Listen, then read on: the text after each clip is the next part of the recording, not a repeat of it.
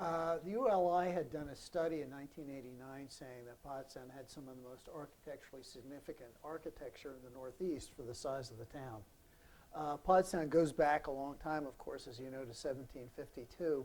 Are there any buildings around from that era? There are a few. There's two of them up here in North Hanover Street, in the 100 block of North Hanover Street, that date back to about that time. Pottsgrove Manor, of course, was here. That was the home of John Potts. That was built about that time. But unfortunately, most of the original buildings in Pottstown have been demolished. The community was developed primarily from Manatoni Creek to the east, and almost all of the buildings in that block have been demolished. There are several from a later period, but not the original buildings. So what were the original streets that John Potts laid out? Well, of course, High Street, the main street of Pottstown, a very broad street, which rumor has it that he wanted to be able to make a U-turn with his carriage without having to back up. That's caused us some problems in more recent years because commercially the street is very wide and the stores on one side are very far apart from the stores on the other side. There's not a cohesiveness, a pack feeling or an excitement that's generated there.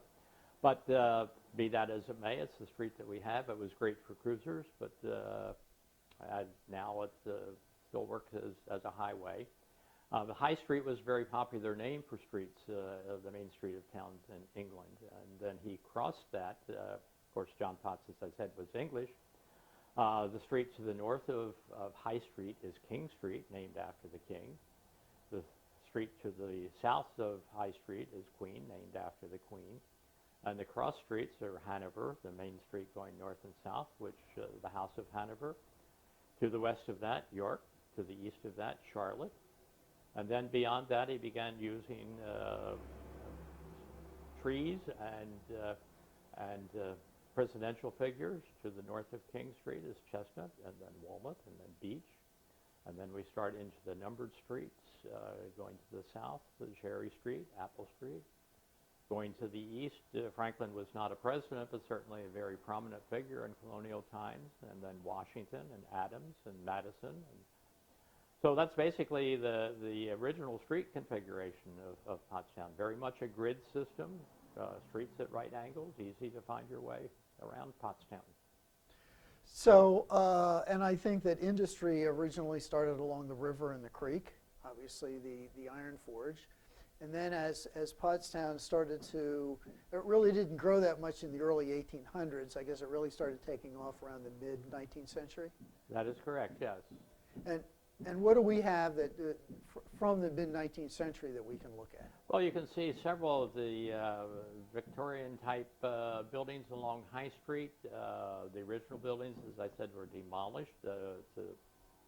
The kind of thing that's happening today, we demolish our buildings to build new ones, and we lose some of the treasures that we've had in the past. But many of the buildings, the old Ellis Mills store, several of the other properties in the 200 block of High Street. If you look to the upper levels, there are some charming architectural features in those buildings. First floors, commercial buildings, commercial properties, and commercial properties. Storefronts get changed used to be every 20 or 30 years.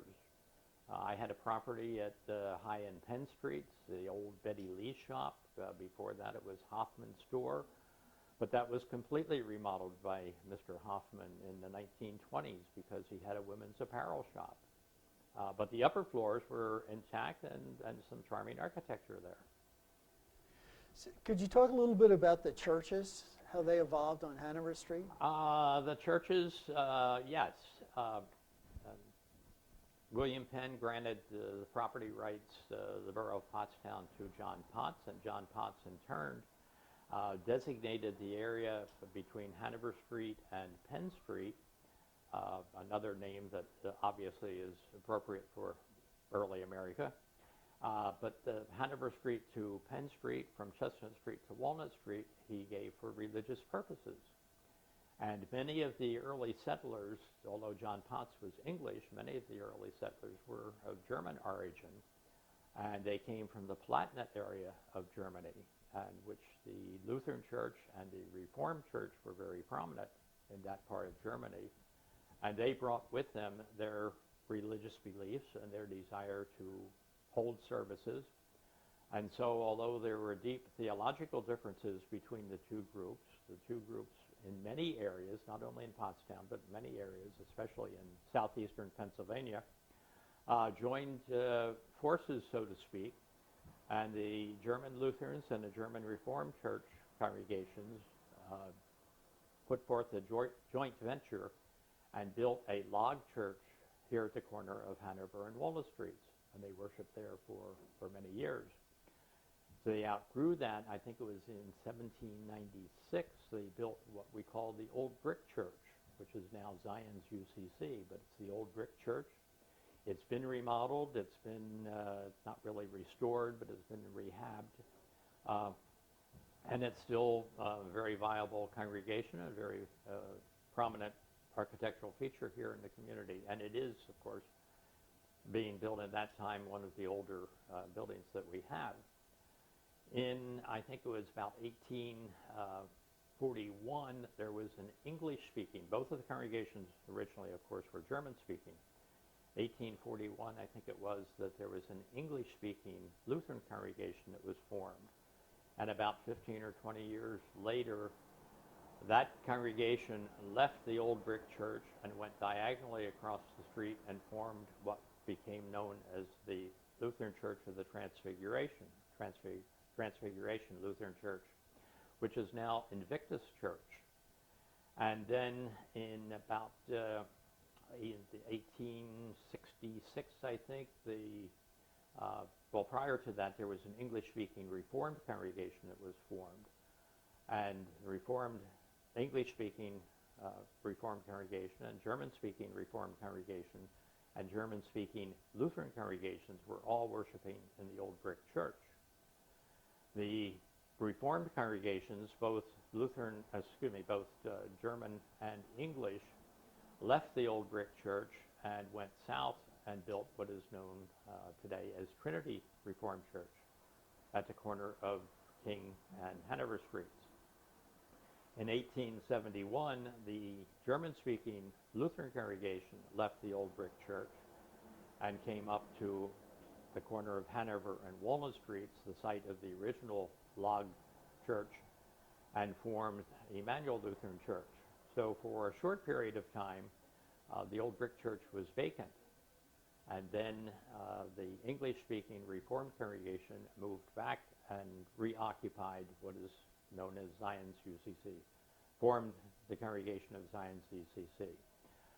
The Reformed congregation, as a denomination, has merged in the 1930s, I think, with the Evangelical Church, which is another branch of the churches out of that part of Germany, and became known as the Evangelical and Reformed Church.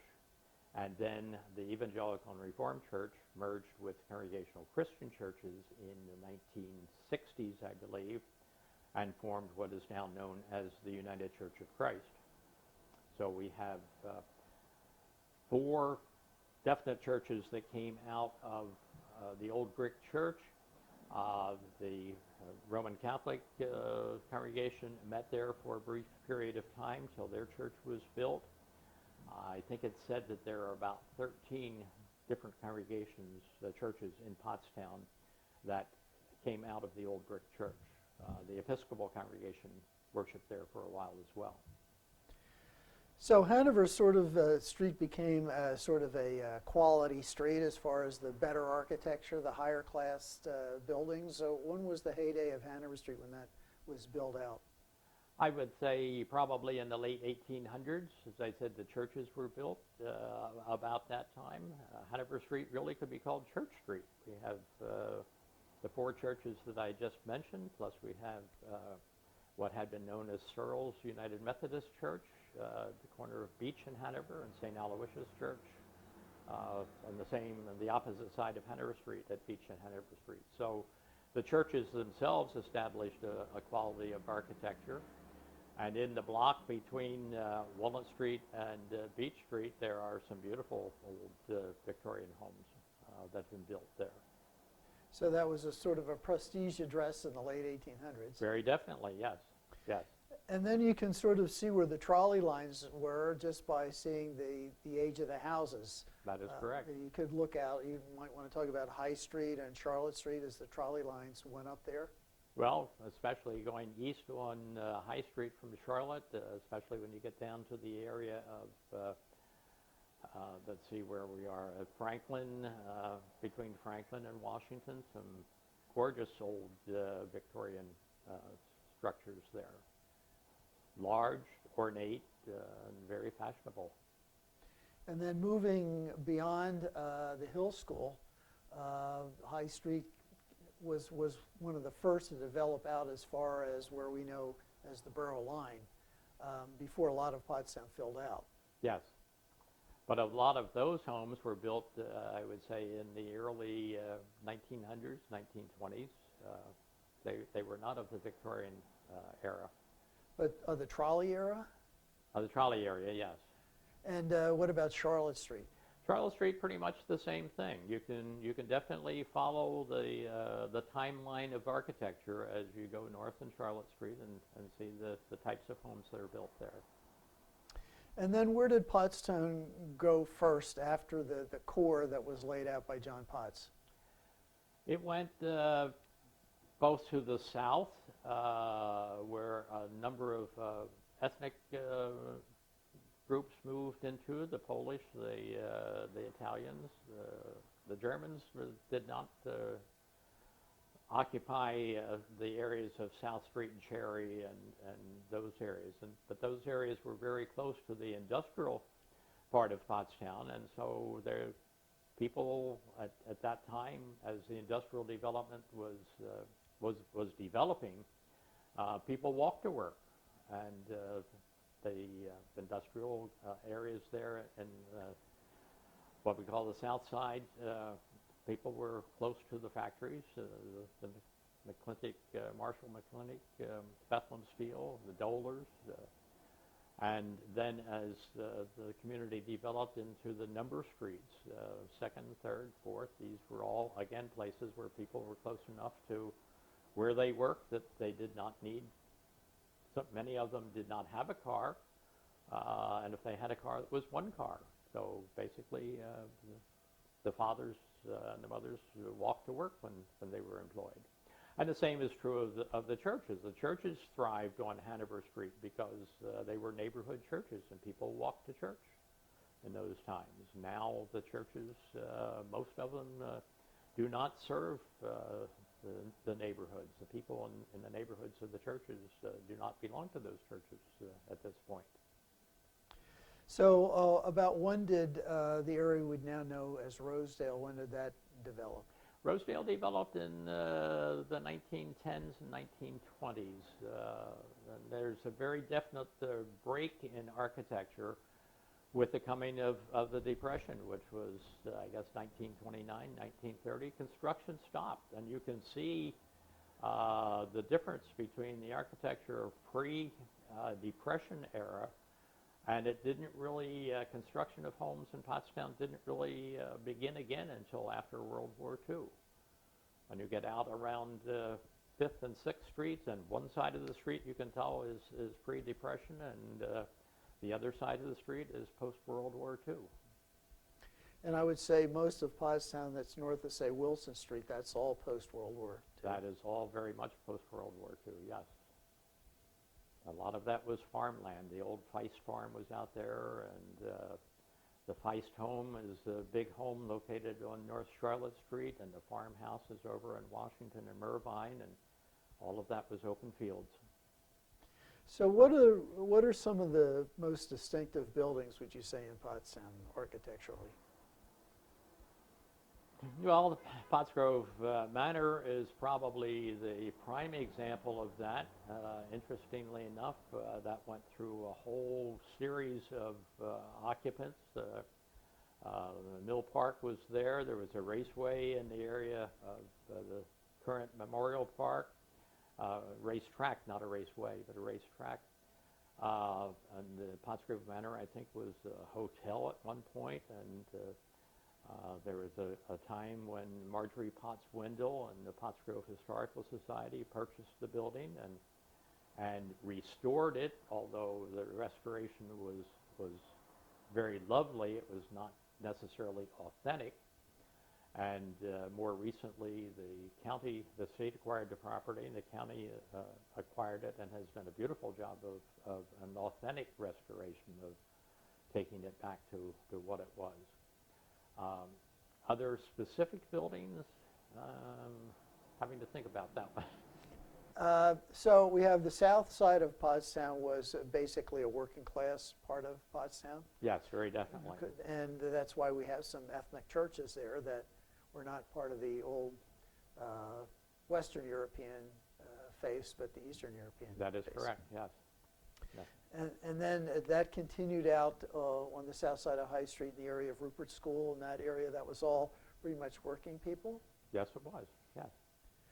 And so Rosedale would have been, when it started, it was for the more well-to-do people in Pottstown. Yes, yes. And was that the trolley or the coming of the car that they could now drive? Is a little bit of a distance to walk to the downtown. Well, I think the people who formed the community in the Rosedale area probably did not take the trolley, and so it would have been the car, the automobile that would have brought them. And as you mentioned earlier, you can see a distinctive difference in Rosedale with some 1910s, 1920s houses, and then there's a break. And then maybe a third of the houses were all post-World War II houses. That is correct, and again, you can pretty well see the difference in the architectural styles. And then to the west of Route 100, there really wasn't much developed there prior to the Second World War, I wouldn't think. Well, Route 100 itself, as we now know it, did not exist until well after the Second World War. Hanover Street was Route 100, and if you were traveling from the south to the north, you traveled through Pottstown on Route 100 on Hanover Street. And it wasn't until the 1960s when what we call the bypass, what's now known as Route 100. The homes on West King Street and West Chestnut Street, those were all post-World War II housing. Of course, after World War II, there was a great influx in the development of the industries in Pottstown. And there was a great need for housing everywhere, but as the men came back from World War II, they were developing families. They needed to live someplace, and that whole area of West King Street was developed as housing for those people, as was many of the areas of the north end of town. The south area, Queen Street, South Street, Cherry Street, most of those were pretty well built out prior to the Depression in the 1930s.